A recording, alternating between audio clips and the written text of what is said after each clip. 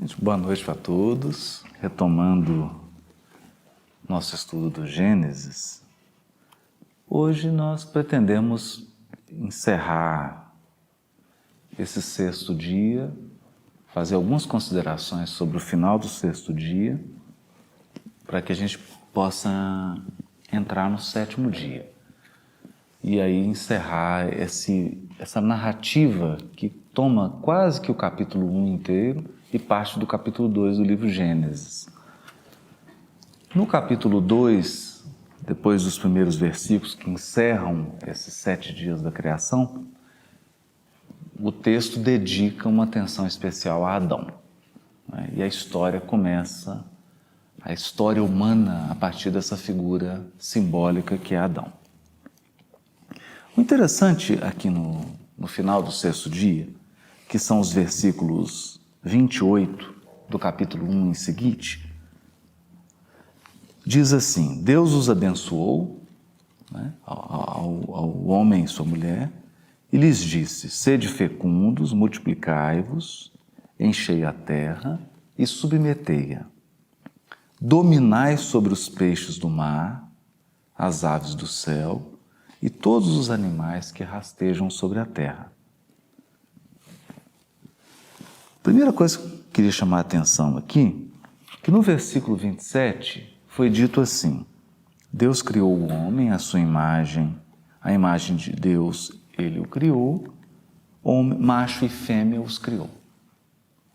E só lá no decorrer do capítulo 2, início do 3, é que vamos ter a história da Eva sendo tirada da costela de Adão. O que é interessante aqui? A gente já comentou que o livro de Gênesis, ele é o livro que oferece padrões. Todos os padrões de temas e de artifícios literários estão no Gênesis.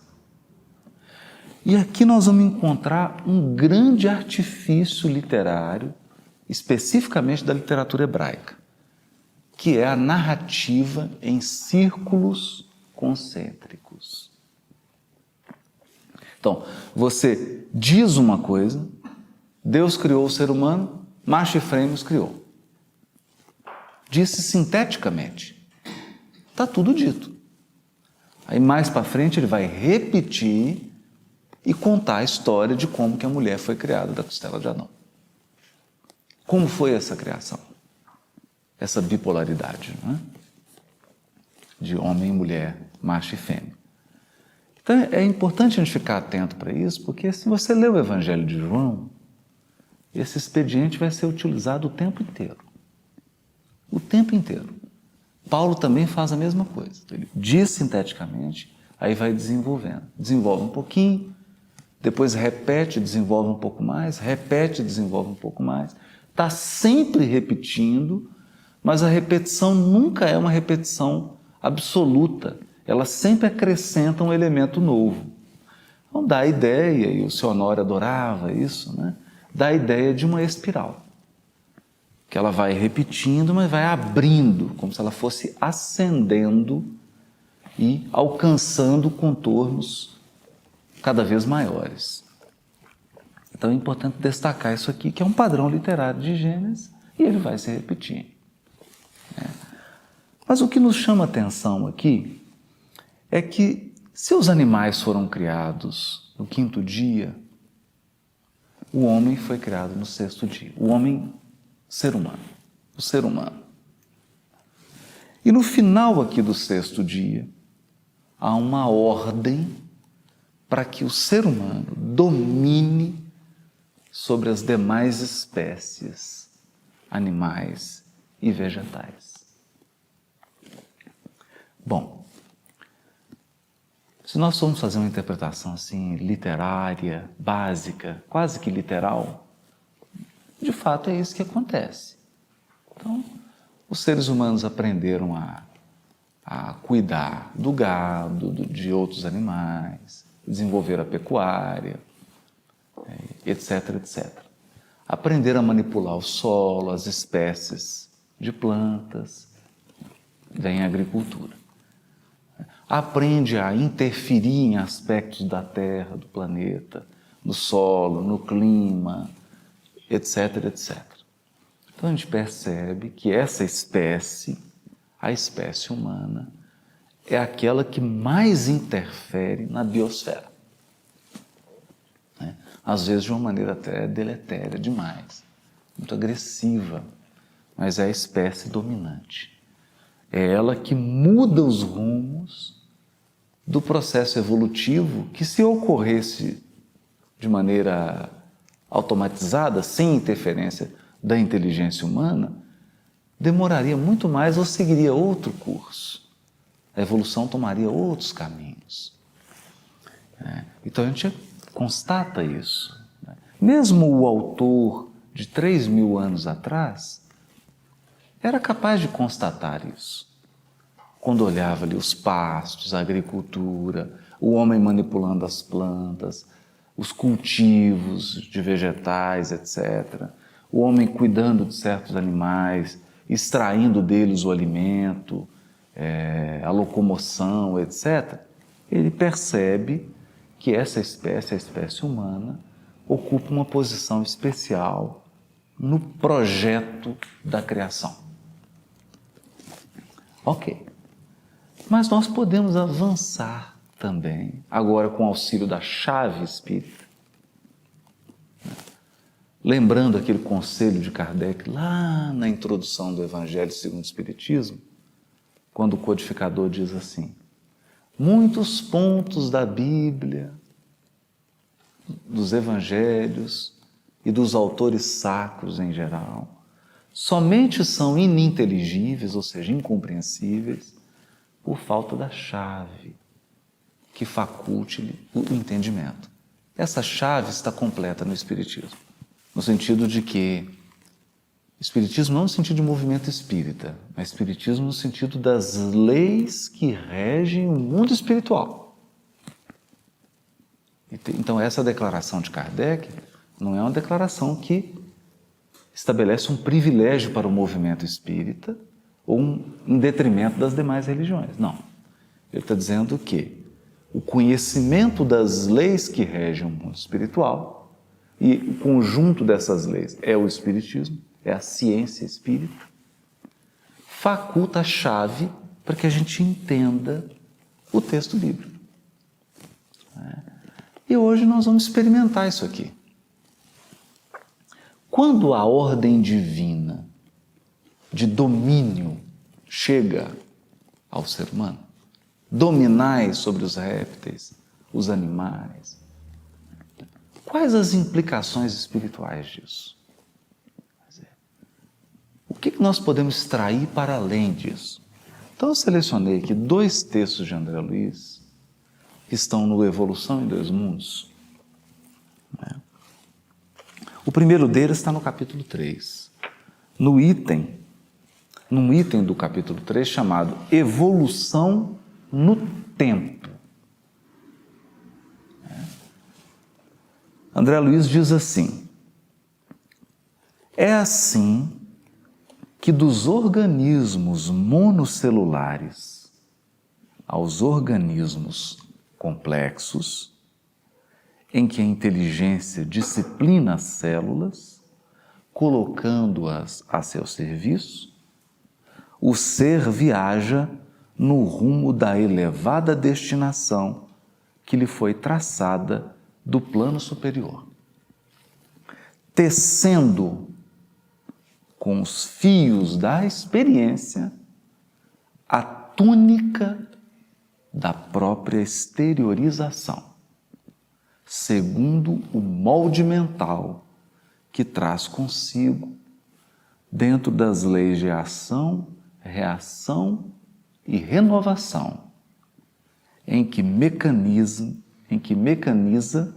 as próprias aquisições, desde o estímulo nervoso à defensiva imunológica, construindo o centro coronário no próprio cérebro, através da reflexão automática de sensações e impressões, em milhões e milhões de anos, pelo qual, com o auxílio das potências sublimes que lhe orientam a marcha, configura os demais centros energéticos do mundo íntimo, fixando-os na tessitura da própria alma. É um parágrafo longo. André Luiz tem dá para dividir aqui uns 5 parágrafos, né? Mas vamos detalhar um pouquinho mais antes da gente ler o restante. Que aí depois ele solta mais um outro parágrafo maior do que esse. Né? Então, olha que interessante aqui. Primeiro, o princípio inteligente começa no organismo monocelular, uma célula. Ali, aquele psiquismo embrionário vai aprender a controlar os processos celulares, os processos de uma célula, que são gigantescos. Se nós estudarmos uma célula, tudo que ela faz, né? Alimentação, excreção, processo de respiração, né? Do oxigênio, todos os fenômenos bioquímicos que ocorrem em uma célula, é algo assim descomunal. Então, o princípio inteligente começa regendo uma célula. Depois ele começa a ir para organismos mais complexos, pluricelulares, com mais de uma célula. Por isso que ele está dizendo aqui, a inteligência disciplina as células, colocando-as ao seu serviço. Então ele vai aprendendo cada vez mais a comandar outras células.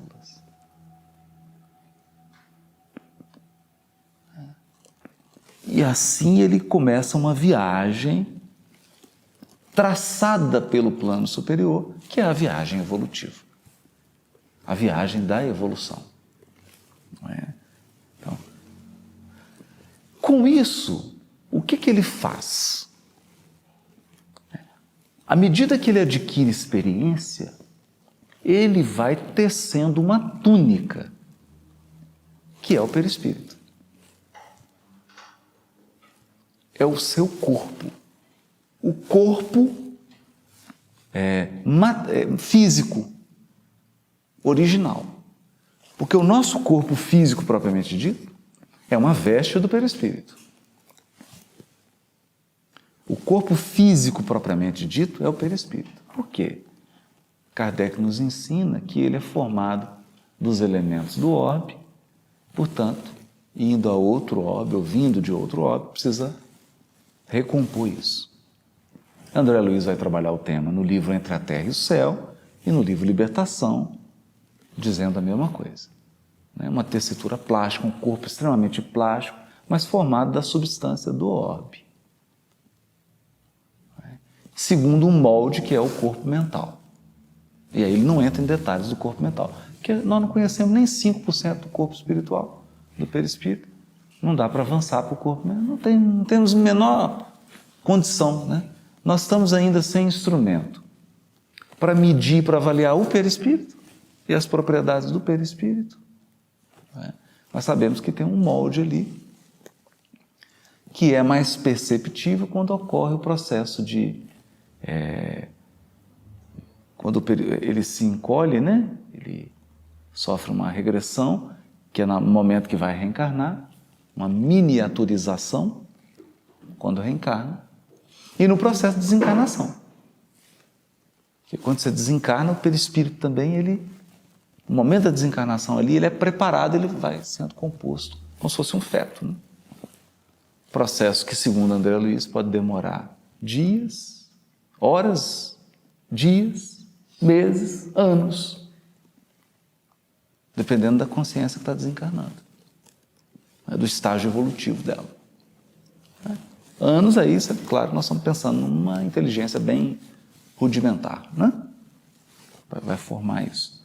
Então, o perispírito é esse corpo, essa veste, altamente sensível, plástica, que reflete com precisão, como se fosse uma tela de LED, todas as emoções, sensações, pensamentos e estados de alma. Por isso, define com precisão a situação do espírito. Ela foi construída. E aqui André Luiz dá o percurso, né? Começa com o centro coronário, aí vai os outros centros de força que estão no perispírito, né? E que vão ser responsáveis como se fossem centrais que comandam órgãos e sistemas do corpo físico. Então o perispírito foi construído. Foi construído. Daqui a pouco eu vou dizer por que nós estamos lendo isso. Nós vamos prosseguir um pouquinho mais. Contudo, para alcançar a idade da razão, com o título de homem, ou seja, para alcançar a idade da razão com o título de Adão, que Adão é homem, é ser humano, dotado de raciocínio e discernimento, o ser, automatizado em seus impulsos, na romagem para o reino angélico, despendeu para chegar aos primórdios da época quaternária, em que a civilização elementar do sílex denuncia algum primor de técnica, nada menos de 1,5 bilhão de anos. 1,5 bilhão. Então aqui a gente já tem mais ou menos uma média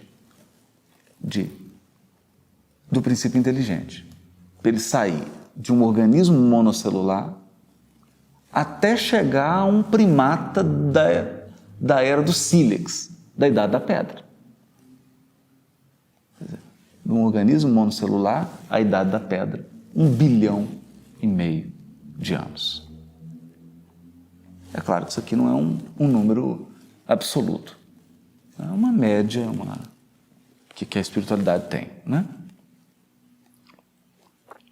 Isso é perfeitamente verificável na desintegração natural de certos elementos radioativos na massa geológica do globo. Claro, a história evolutiva está registrada geologicamente na Terra, né? Não há nenhuma dúvida disso. E entendendo-se que a civilização aludida, né? Porque aí da Idade da Pedra em diante começa uma civilização humana. Então começa a espécie humana. Floresceu há mais ou menos 200 mil anos, preparando o homem, com a bênção do Cristo, para a responsabilidade, somos induzidos a reconhecer o caráter recente dos conhecimentos psicológicos destinados a automatizar na constituição físio-psicossomática do espírito humano as aquisições morais que lhe habilitarão a consciência terrestre a mais amplo degrau de ascensão à consciência cósmica. Eu vou traduzir isso aqui.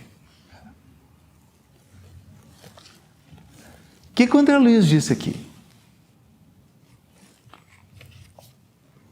Para entrar no período hominal, no estágio de evolução de ser humano, foram gastos 1,5 bilhão de anos para automatizar impulsos biológicos. Isso é conquista nossa. Quer dizer, ninguém aqui precisa se concentrar para o seu aparelho digestivo funcionar. Ele funciona. Todo o seu sistema imunológico funciona sem você ficar... Agora, 30 plaquetas, você não precisa ficar controlando isso. Já está automatizado. Mas isso foi conquistado em 1,5 bilhão de anos de evolução. Está automatizado. Então, o que nós queremos dizer com isso? Biologicamente falando, nós, espíritos, já temos a conquista da automatização dos impulsos físicos. É conquista. Qual é o desafio agora? E é esse o desafio que está em Gênesis aqui. Dominai sobre os animais, sobre os répteis. Que ordem é essa? É uma ordem para o espírito dominar os seus automatismos biológicos, instintivos. Dominar todos esses impulsos conquistados ao longo de 1,5 bilhão de anos. Então, quanto tempo ele vai gastar para isso? É o que André Luiz está dizendo. Se você pegar do homem da idade do sílex até hoje, 200 mil anos.